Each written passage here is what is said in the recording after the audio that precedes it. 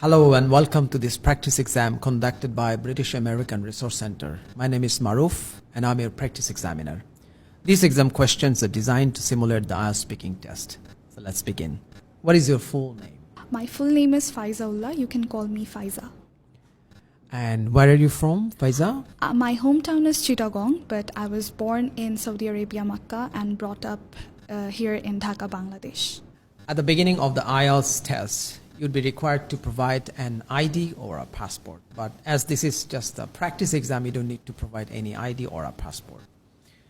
Now, in the first part of the test, I'm going to ask you some questions about yourself.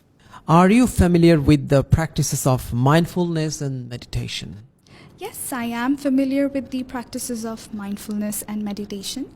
Mindfulness is the state of being fully present or engaged in a moment without any external distractions or thoughts, whereas meditation is the practice that encompasses mindfulness. Have you ever heard about the benefits of mindfulness and meditation? Yes, I have heard. There are a lot of studies that explore the benefits of mindfulness and meditation. Some of the potential benefits include stress reduction, enhanced mental clarity and creativity, emotional well-being, etc. How often do you find yourself feeling stressed or overwhelmed in your daily life? I find myself in stressful and overwhelming situations quite a lot at this point in my life. I am now focusing on developing my profession now that I've earned my bachelor's degree. But in your mid-20s, you don't always have the answers to all the life problems. But there is a lot of energy and enthusiasm in me, which often exhausts me, and all these inconveniences lead to life overwhelming times. Have you ever tried any techniques to relax or calm your mind? Yes, I have, or else I wouldn't be sitting here looking so calm and poised. The thing that keeps me sane in such circumstances is remembering that Allah is the best planner of all. Remembrance of the Almighty and His words always help me maintain my composure. Are you interested in exploring methods to improve your mental well-being? Of course, because I believe that overall well-being depends deeply with mental health. So I am constantly looking for practices of better controlling my emotions and thoughts so that whenever I'm in a hard situation, I recover it easily. Okay, this is the end of part 1. Now move on to part 2. In this part, I'm going to give you a topic and you need to talk about it for 1 or 2 minutes. Before you talk, you have 1 minute to think about it. You can take notes if you wish. Here's the pencil and the paper. And you have to describe a time when you practiced mindfulness or meditation. There you go. Thank you. From now, your time starts.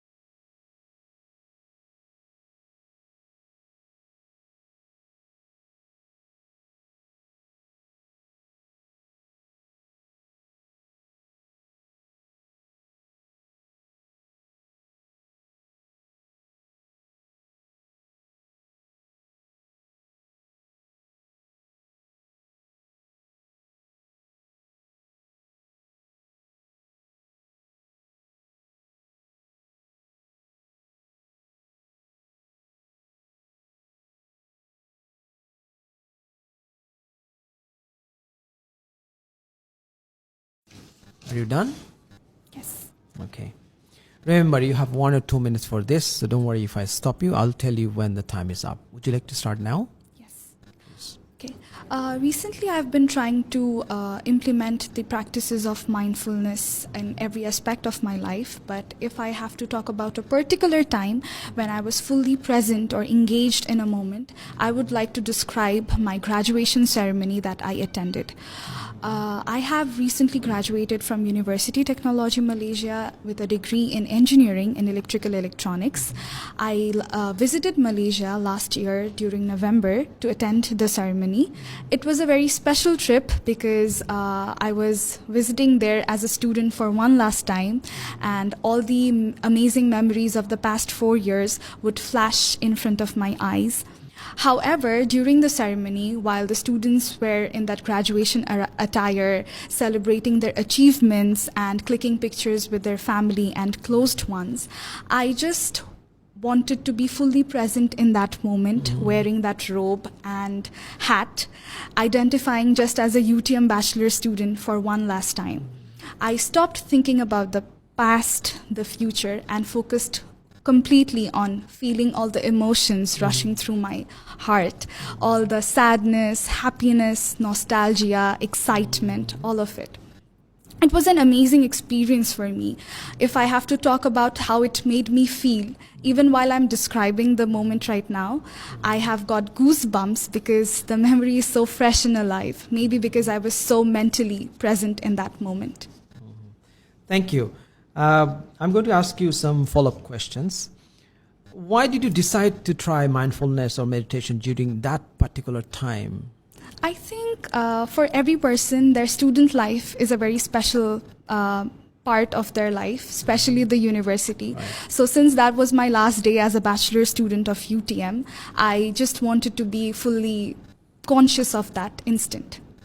Did you face any challenges or distractions while practicing mindfulness or meditation? I didn't face many challenges during the particular time I described about, but I do face a lot of hardships when I'm trying to be mindful in other situations, and in those times I try to relax, sit back and take some deep breaths and restart the task that I'm doing. Great. How has your practice of mindfulness or meditation influenced other aspects of your life? It surely has helped me a lot with my attention span. I can concentrate more and properly on any task now. It has also helped me with my anxiety. I'm a very anxious and an impatient person. So whenever I'm in hard situations or difficult situations, I better deal with them due to these practices. Great. Thank you. This is the end of part 2. May I have the pencil and the paper? Sure. Thank you very much.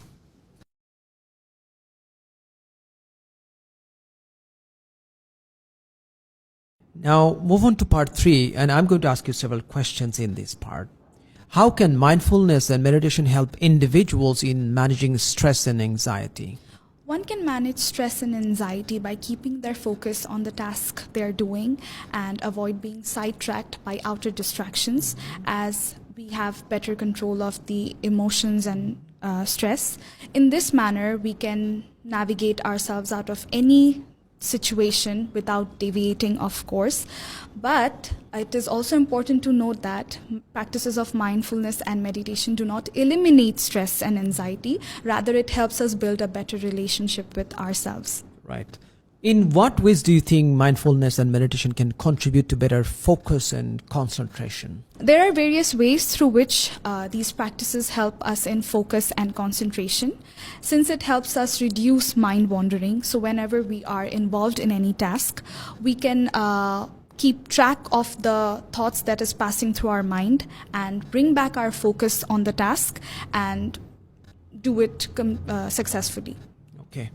Are there any culture or religious traditions associated with mindfulness and meditation?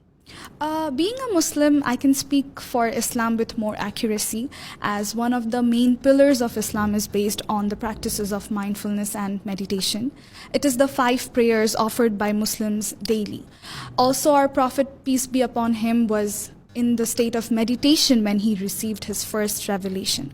I also think all the major world religions include the ideas of meditation and mindfulness.